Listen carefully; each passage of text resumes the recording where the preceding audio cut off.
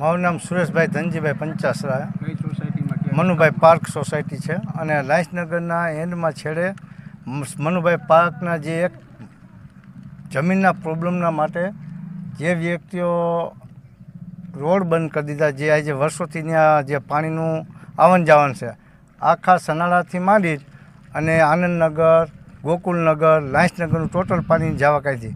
એ ઉપરાંત જે રોડ બનાવ્યા કરોડોના ખર્ચે, એ રોડની નીચે જ કરોડોની ગ્રાન્ટો છે, જેમાં 3 પાણીની મેન લાઇન છે, 3 ગટરો છે, એ ઉપરાંત ગેસની લાઈનો છે. હવે આ લોકો એમ કે પ્લોટ આવ્યા છે તો પ્લોટ નીચે ખોદવા, તમે પાયા ખોદો તો ત્યારે પ્લોટમાં એ નુકસાની કોને ભોગવવાની?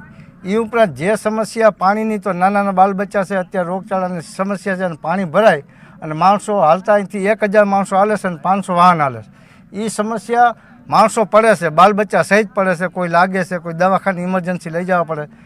તો અમે એમ કહીએ કે મામલતદાર, કલેક્ટર સાહેબ, એ ઉપરાંત જે નગરપાલિકાના અધિકારીઓ છે, આમાં કોઈ ધ્યાન લોકો દેતા નથી અને કોઈ આની સમસ્યાનો હલ કાઢતા નથી. પહેલાં જે વ્યક્તિનો પ્લોટ છે એ વ્યક્તિ અહીંયા આવીને પહેલાં આનું જે રોડનું સમસ્યા છે ને, એ રોડ ખોલી નાખે. એની જે સમસ્યા છે, જે જીબીઆઈ હોય કે ગમે તે કોઈ પણ અધિકારીઓ હોય, એ સમસ્યાનો ઉકેલી પોતે લાવે અને અત્યારે રોડ ખોલી દે. એટલે અહીંયા માણસોને જે પડે છે, જે હાજા માણસો હોય કે દર્દી માણસો ઇમરજન્સીને લઈ જવાનું હોય, ત્યાં રોડની સમસ્યાના હિસાબે 108 ગાડી અહીંથી નથી હાલી શકતી. અને નાના બાલ બચ્ચો જે બીમાર છે, અત્યારે સમસ્યા મચ્છરની છે, માખીઓની છે. અને આ જે અમારા ઘરમાં પાણી અત્યારે જે 2 દિવસ વરસાદ થયો, ઘરમાં પાણી આવી ગયા હતા. હવે એ હિસાબે આ પારા કોણ તોડે એવી ધમકી દઈએ કે પોલીસ સ્ટેશને જવું ને. આ બધી સમસ્યાથી કોઈ ઝઘડો કરવા રાજી નથી, પણ અમે સરકારને દર્શાવી છે કે તમે આનું સોલ્યુશન કરો. આ રોડ બની ગયો છે, ગટરની લાઈનો છે, 3 પાણીની લાઈનો છે, ગેસની લાઈનો છે અને આ 1 કરોડની ગ્રાન્ટ, હમણાં 1 કરોડની ગ્રાન્ટે આ રોડ બનાવેલ છે. હવે રોડ આખી વ્યક્તિએ બંધ કરી દીધો છે, તો આનું ઉકેલ સમાધાન થવું જોઈએ. અમને રોડ ખાલી જોઈએ, ગમે તે કરો, અમને રોડ ખાલી કરી દો. તમારો જે પ્રોબ્લેમ હોય તમે સરકારે સમજી લો, અમને અત્યારે રોડ ખાલી જોઈએ.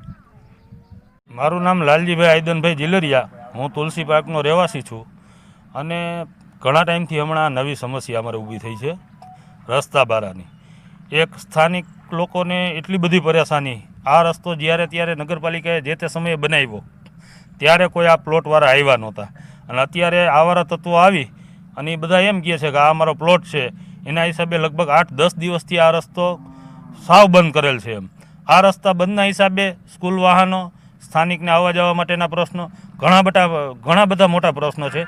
એ સિવાય અહીંયા જે રસ્તામાં પારો બાંધેલ છે એના હિસાબે માનો કે આ જે કાંઈ શેરી આગળ પાછળની 2-3 શેરી છે, આ આખા ગોકુલનગરનું પાણી, સનાળાનું પાણી, ટોટલ પાણીનો રસ્તો અહીંયા છે. આ પાણી બધું અહીંના સ્થાનિકોના ઘરમાં ગયું છે. એમ તંત્રને જાણ કરેલી છે પણ હજી સુધી અમને કોઈ જવાબ મળ્યો નથી. મારું નામ મનીષાબેન, મેં મનુભાઈ પાર્કમાં. પ્રશ્નમાં એવું છે કે આ રસ્તો બંધ કર્યો છે, જેનો પલોટ હોય તેનો, એ અમારે કાંઈ જોવું નથી. અમારે આ પાણી આખા સનાડાનું, આખી લાયન્સનગરનું, અડધા ગામનું પાણી અહીંયા આવે તો અમારી ડેલી સુધી પાણી પહોંચી જાય તો અમારા નાના છોકરા અને રાત હવની અમને બીક લાગે. આમાં મચ્છર જેવી જનાવર આવે, ગમે તે આવીએ કે બાજુમાં તળાવ છે તો અમારે આટલી બધી બીક રાખીને અમારે રહેવાનું કેમ? અહીંયા આ પાણી અમારે ડેલી સુધી પોગી જાય છે. આ રસ્તો બંધ કર્યો 10-15 દિવસ થવા આવ્યા. રસ્તો તો ઘણા સમયથી ઉપયોગ કરી છે, આ ચાલુ જ છે. આ રસ્તો કાયદેસરનો રસ્તો છે. આમાં લાઈનો, ગેસ લાઈન છે, બધી કેટલી લાઈનો છે, આમાં ભૂગર્ભ લાઈનો છે. એટલે આમાં બધી આટલી લાઈનો છે તો એની માથે અત્યારે એનો પલોટ નીકળે છે.